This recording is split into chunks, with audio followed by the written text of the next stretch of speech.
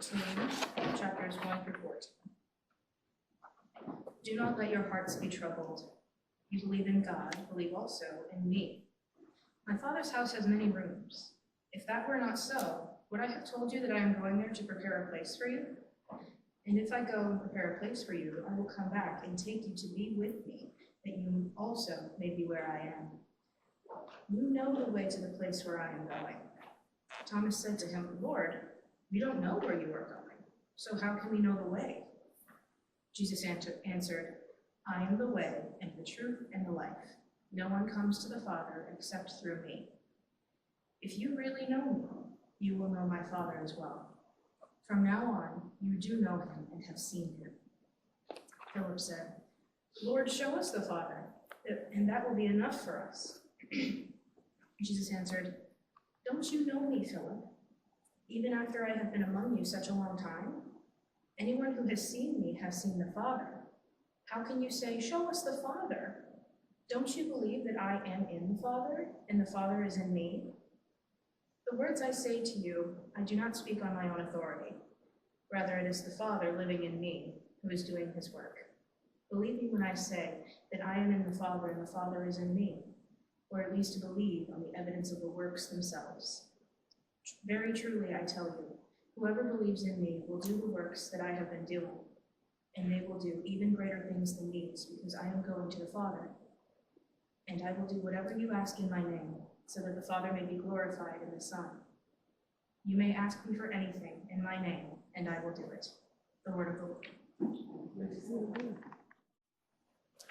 Many of you had the opportunity to meet my sister when she was here just a couple weeks ago, Caroline. She is exceptionally brilliant and was always the top of her class in high school, college, and grad school. And she's a lawyer now, so it's like she's a pretty smart cookie. However, there is one thing that she has always lacked, and it is a sense of direction. Caroline is 2 years older than me, and so when I was a freshman in high school, she was a junior and 16 and knew the drive. And she often had to drive us around, whether school functions or practices. And on one day, it was early in the morning, before the sun had even really risen, and Caroline and I got in the car and she started on the drive to the first day of band camp. Woo! I thought that might get some chills. And I didn't really think much of it, as the school was maybe like 7 minutes away. And I was just on my phone and not really paying attention or looking up from my screen. So she's driving, and all of a sudden, in like my peripheral vision, I can suddenly see a roller coaster, and I jump in my seat, and I go, Caroline, what are we doing at Kings Island? A theme park, which was 20 minutes in the opposite direction of the school. It was something which truly baffled me, and baffles me to this day. How someone could be so wrong and have no idea. But it is because of instances like that why I never trust my sister to drive me anywhere without a GPS, or me explicitly giving her directions as she drives. Because it's hard for me to know where she's gonna go without it. Now in our gospel message for today, Jesus is speaking with his disciples and trying to prepare them with all of their questions for when he won't be with them anymore. Thomas asked Jesus, we don't know where you're going, so how can we know the way? Basically, we don't know where you're going, so we don't know how to follow you. And following for the disciples, following Jesus, had a very literal component to it. They were with Jesus in person, following him where he went and listening to his messages and seeing his miracles. And I can imagine that day by day, they just sort of wake up and are like, okay, Jesus, where are we going? We'll follow you. What's the plan? They're people who dropped everything, their occupations, their families, their responsibilities, to completely follow Jesus. So what would they do without him? And just as it was a big shift for them to, let down their nets, leave their families, leave their jobs, it was also a great life transition for them, for Jesus to die and be resurrected. In the Old Testament, there are many examples of the presence of God in physical manifestation, showing up and guiding God's people. For example, in Genesis, Adam and Eve walked through the Garden of Eden with God, and God would tell them what to do and what not to do. Jacob wrestled with God, and in doing so, his name was changed from Jacob to Israel. And one example I hope anyone in my Sunday school, Noah, would be able to remember is when God appeared to Moses in a burning bush. And God told him what he needed to do. And then God appeared many times with pillars of fire or cloud during Israel's time in the desert to the time of Joshua, literally being the marker of where they should be. Job spoke to God in the form of a storm or whirlwind, which I think was a pretty good manifestation of or mirror of the situation he was going through.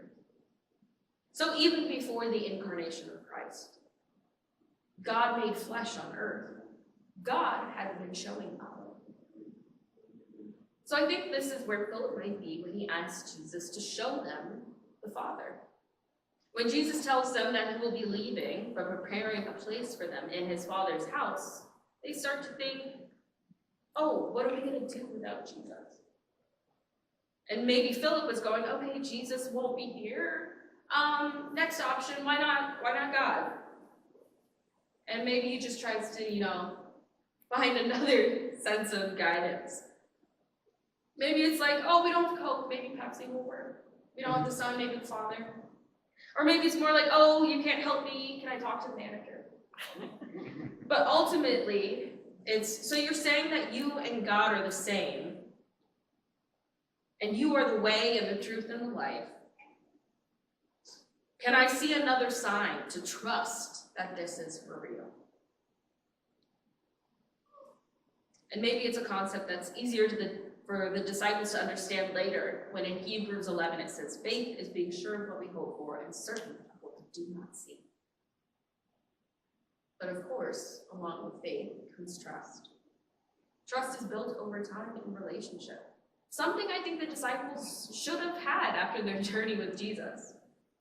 But trust is something that can be hard to build and easy to break sometimes. Trust can be susceptible to fear.